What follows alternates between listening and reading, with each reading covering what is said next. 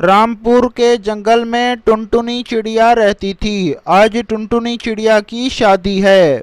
बारात जब टुनटुनी चिड़िया के घर आती है तो टुनटुनी चिड़िया के घर में कोहराम मचा हुआ था। कोई कह रहा था कि टुनटुनी अपने घर से भाग गई है।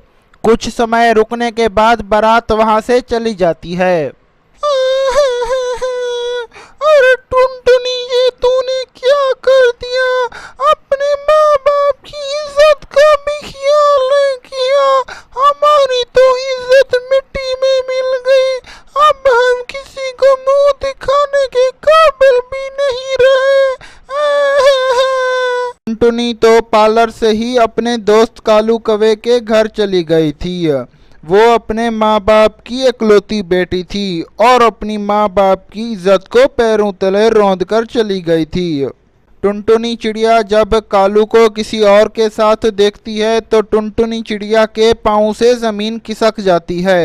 अरे कालू, तुमने मुझसे शादी का वादा किया था और तुमने मुझसे शादी का वादा करके दूसरी चिड़िया के साथ रंगरलियां मना रहे हो। मैं अपने सारे शादी के जेवर लेकर तुम्हारे पास आई और तुमसे शादी के ख्वाब देख रही थी। अब मैं किस मुंह से घर जाऊंगी? मेरी तो इज्जत मिट्टी में मिल गई।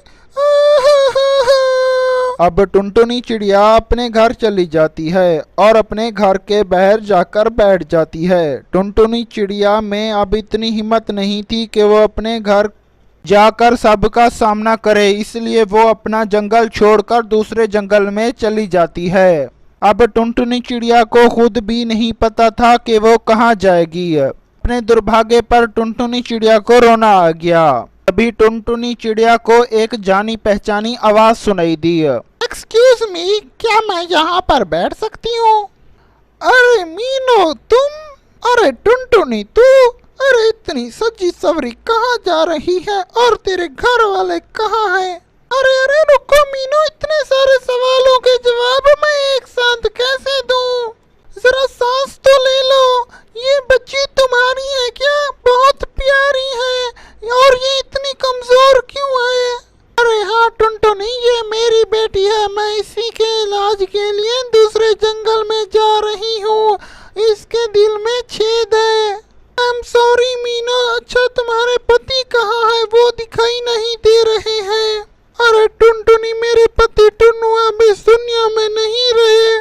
हमने अपने माता पिता के विरुद्ध जाकर कोर्ट मैरिज की थी, इसलिए हमें किसी ने ना आशीर्वाद दिया और ना ही हमसे कभी कोई मिलने आया। ओहो, बड़ी दुख की बात है। वैसे तुम बताओ, तुम कहाँ जा रही हो? तुमने कुछ बताया नहीं अपने बारे में। टुनटुनी चिड़िया ने उसे अपने बारे में सब कुछ बता दिया। अरे टुनटुनी, तुम रो मत। मेरे ससुर बहुत ही अमीर कवि हैं। उनके बहुत सारे कारखाने हैं। तुम्हें कहीं ना कहीं काम मिल जाएगा। अरे तुम्हारा बहुत बहुत धन्यवाद। मैंने इसी साल ही MBA किया है। मेरे माँ और पिता मेरी शादी करना चाहते थे। मुझे वो पसंद नहीं था, इसलिए मैं अपने घर से भाग गई। पर शायद माँ और पिताजी सही थे। अरे टुनटुनी, मैं भी अपने ससुराल पहली बार जा रही हूँ। जब मेरे ससुर जी ने टुन्नू के इस दुनिया से गुजर जाने की खबर सुनी तो उन्होंने मुझे पत्र लिखकर बुलाया है। उन्होंने तो मुझे और मेरी बेटी को देखा भी नहीं है। दोनों आपस में बातें कर ही रही थीं कि अचानक मौसम खराब होने लगा और वहाँ बहुत तेज बारिश होने लगी और तूफान आ गया। तभी तूफान की वजह से एक लकड़ी तेजी से उड़ती हुई आती है और मीनो के सर पर लगती है। मीनो के सर पर बहुत ही गहरी चोट आ जाती है और खून बहने लगता है। अरे टुनटुनी, मैं जिंदगी और मौत से जूझ रही हूँ। तुम मेरा एक काम कर देना। मेरी बेटी पिंकी को इसके दादा दादी के पास ले जाना और तुम उसकी माँ बनकर ही जाना। वो मुझे नहीं पहचानते हैं। ये कहकर मीनो अपनी आंखें बंद कर देती है। टुनटुनी ये सब देखकर बहुत रोने लगती है।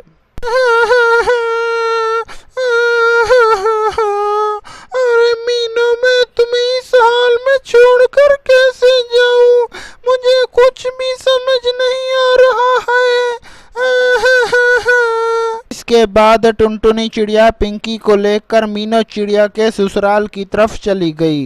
टुनटुनी चिड़िया जब मीनू चिड़िया के ससुराल जाती है तो वो देखती है मीनू चिड़िया के ससुर बहुत ही अमीर हैं और वो एक बहुत ही बड़ी हवेली में रहते हैं। टुनटुनी चिड़िया को देखकर ससुर जी ने कहा, हाँ बेटा मीनू, हमें माफ कर दो, हमसे बहुत बड़ी गलती हो गई जो हमने अपने बच्चों को अपने आप से दूर रखा। इसकी सजा हमें ऊपर वाले ने दे दी और हमसे हमारा बेटा छीन लिया। अरे हाँ मीनू, हमें माफ कर दो, हम तुम्हारे गुनाहगार हैं। पिंकी के दादा दादी टुनटुनी और अपनी पोती से कुछ बातें करते हैं। अरे कहाँ मर गए सब, जल्दी और भाभी का सामान उसके कमरे में रख दो और उसे उसका कमरा दिखा दो। टुनटुनी उस नए घर में बहुत ही ज्यादा आसाइश महसूस कर रही थी, पर वो सबकी हाँ में हाँ मिलाए जा रही थी। कमरे में वो टुन्नू की तस्वीर के सामने खड़ी होकर फूट फूट कर रोने लगी।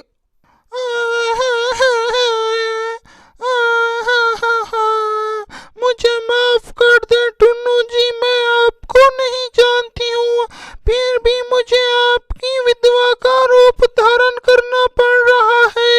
ये सब मैं आपकी बेटी पिंकी और अपने ठिकाने के लिए कर रही हूँ।